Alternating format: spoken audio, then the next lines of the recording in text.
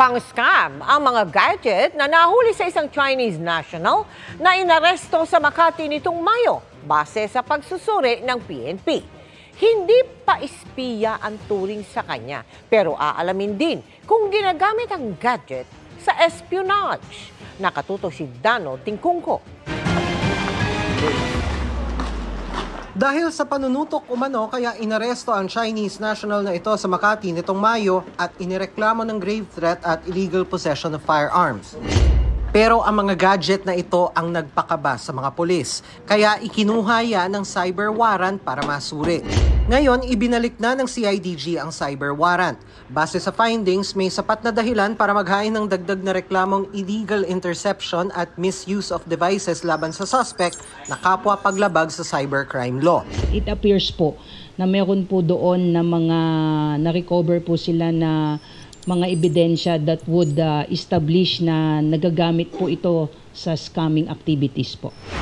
Hindi dinetalye ng pulisya ang naging findings ng PNP Anti-Cybercrime Group alinsunod sa mga pagbabawal sa disclosure sa third parties ng cybercrime law.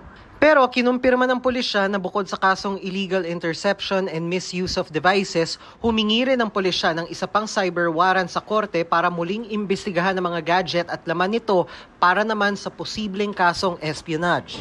Dahil may mga nakita pa po sila doon na mga ebidensya that may require issuance for another cyber warrant to examine data for purposes of filing a separate case that might have link nga po doon sa sinasabi niyo pong espionage. Until such time po na magkaroon po ng cyber warrant with respect to this data po, ay it is premature right now to disclose ko ano po yung mga laman po na ito.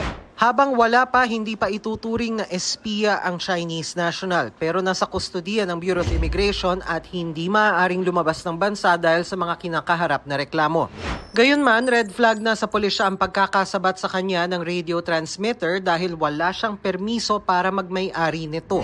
Will this gadget has been used or will be used for espionage activities? Again, that will be subject of the further examination. Sabi nga po nung CIDG sa akin kanina, they are being careful not to disclose too much. Para sa GMA Integrated News, Dano Tingkungko, nakatutok 24 oras.